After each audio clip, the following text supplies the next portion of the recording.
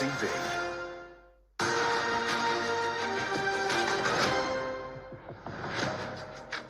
Welcome back. 2023 is upon us, a brand new year. All sorts of resolutions are being made, and I'm joined on the programme by the psychologist and broadcaster, Honey Langcaster-James. Hello, Honey, how are you?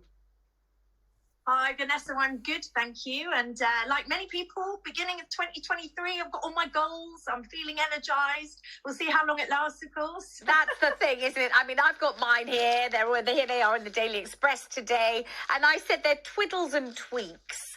And I said, even if, I fail in most of them by next week, it helps to kind of set some goals out, because at least you can kind of think, now look, what do I want to do? Is there something? Is there a place I want to go? Is there someone I want to reconnect with?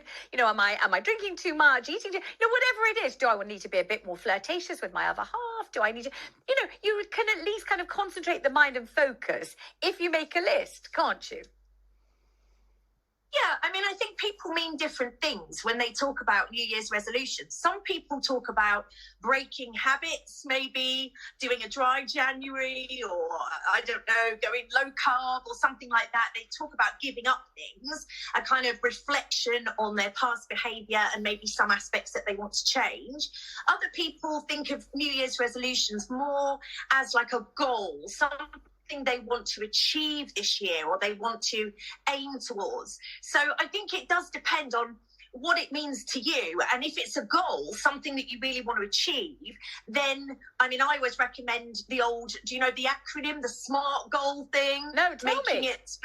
Oh, okay. So SMART goals, basically specific, measurable, achievable or attainable, relative to you, realistic and time bound. So what that means is basically it's no good, if you're in your 40s like I am and you suddenly decide I want to make it as a prima ballerina. I'm sorry, you've probably missed the boat on that one. We have to be realistic with our goals. But if you can set a goal that is actually achievable, make it really specific. So if it's I want to lose some weight, well, how much weight do you want to lose? What is that end goal going to look like? And then set a time limit on it as well. So I want to do this by X, Y, or Z, or by this wedding or whatever.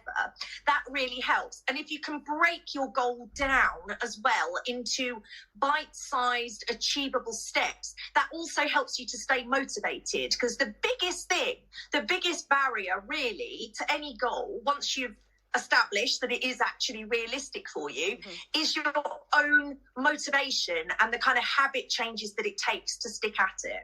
You see, that's why I favour, at any rate, this is purely personal, but I favour the sorts of resolutions which mean adding something to your life, doing something extra or different or special or enjoyable or delightful or memorable, rather than all the things you're not going to do. I'm not going to have any more chocolate. I'm never going to, I'm not going to drink any. Those are punitive. They're horrible. They make you feel intimidated before you've even got, 2 minutes into January. Already you feel doomed to fail. Then you have to despise yourself for failing. But if they're lovely things, you can kind of anticipate, look forward and kind of adorn and enhance your life. Or maybe you think I'm just being much too easy on myself. But my goals are all about doing something I might like to do, really.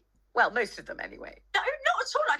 I think that's a great strategy, because ultimately, when we're aiming for something more pleasurable, so if we've got a health goal, for example, it can be easier to say, I'm going to build up to having my 5 a day fruits and vegetables. So I'm going to start this week by having 1 a day, and next week I'm going to make it 2. If this is something you don't do at the moment in your life, that's easier to achieve, because every time you take that incremental step, you're feeling positive about what you've achieved. And let's face it, you're also benefiting from whatever that positive, let's hope it's a healthy goal, is. Rather than if you're going, well, I'm going to give up junk food, you're quite right. As soon as you get caught on a busy day and you're driving past your takeaway, I've been there myself, and you stop off, then you're like, I've failed, which is so demotivating. And it makes you kind of go, well, I've fallen off that train now, I've got off the journey. Whereas it's much better if you can kind of keep aiming to build closer and closer and closer to your goal.